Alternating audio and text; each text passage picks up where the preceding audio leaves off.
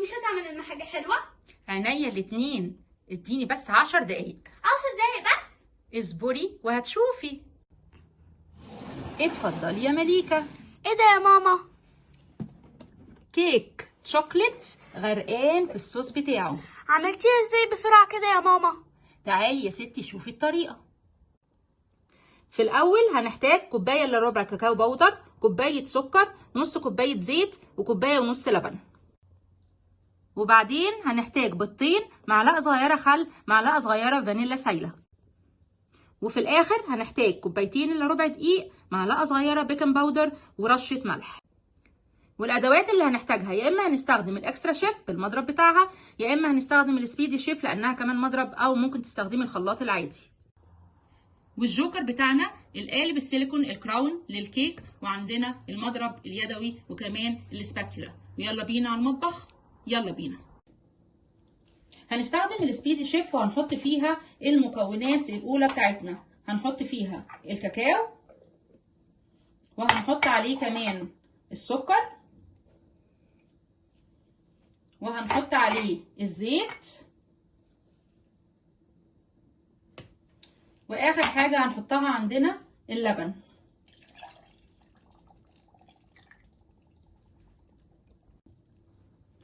هنحط الغطا بتاع السبيدي شيف، وهنبدأ في مزج المكونات كلها كويس جدا.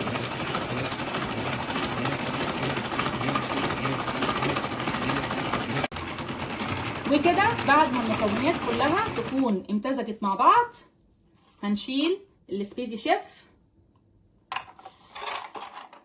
ويبقى عندنا الخليط اللي احنا ضربناه. هناخد منه كوبايه على جنب.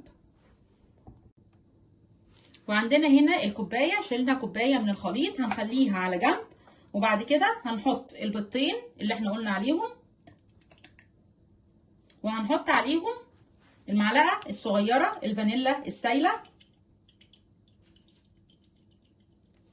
وكمان هنحط عليهم معلقه صغيره خل. ونفس الحكايه هنحط الغطا بتاع السبيدي شيف، وهنمزج الخليط كويس مع بعضه كويس جدا. وكده الخليط جاهز عندنا للخطوه الثالثه. هنجيب الدقيق بتاعنا، وهنجيب البيكنج باودر، وهنحط معلقه البيكنج باودر على الدقيق ونقلبه. وبعدين عندنا كمان رشه الملح. هنحط الخليط بتاعنا في البوله، وهنجيب الدقيق بتاعنا، وبالمضرب اليدوي هننخل الدقيق على الخليط ونقلبه لغايه لما يخلص كله. وبنقلب خليط الكيك. اهم حاجه يا جماعه واحنا بنقلب الخليط، ما نقلبش الخليط في اتجاهين، يعني ما نقعدش نعمل شمال ويمين، بنقلبه في اتجاه واحد. وكده خليط الكيك جاهز عندنا.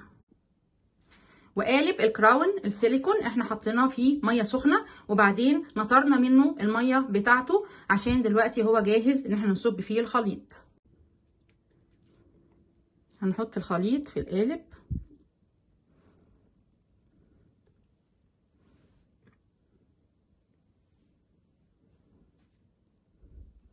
وطبعا بالسباتيلا بتاعتنا هننزل كل حاجه من البوله اكننا بنغسل البوله بتاعتنا.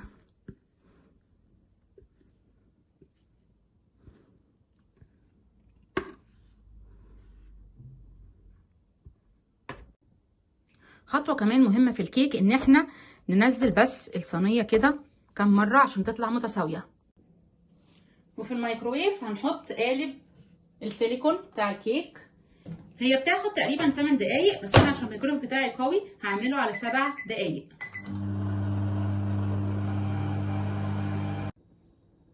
وبعد ما طلعت الكيك من الميكروويف هنختبرها بخلة السنان، ولما بتطلع نظيفة يبقى هي كده استوت.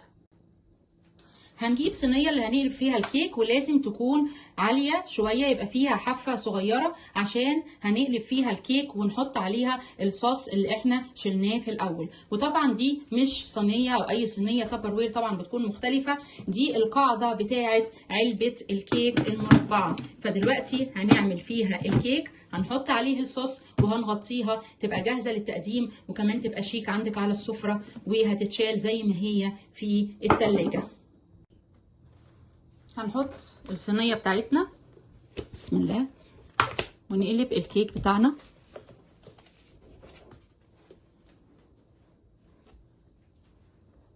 وكده الكيك جاهز عندنا ان احنا نحط عليها الصوص. بس احنا قبل ما نحط الصوص هنخرمها كذا خرم كده عشان الصوص يتغلغل جواها.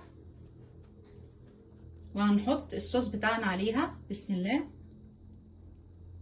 مش عايزه اقول لكم بقى ريحتها قلبت البيت كله.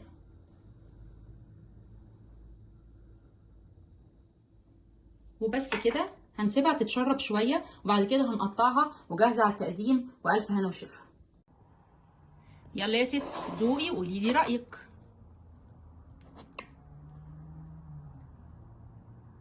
دي احلى كيك شوكولا من احلى ماما في الدنيا. هابي نيو يير. سنة سعيدة عليكم جميعا، وعام سعيد، ويا رب بألف خير وصحة وسعادة، وبألف هنا وشفا. ولو عجبكم الفيديو لايك وشير وسبسكرايب. والسلام عليكم.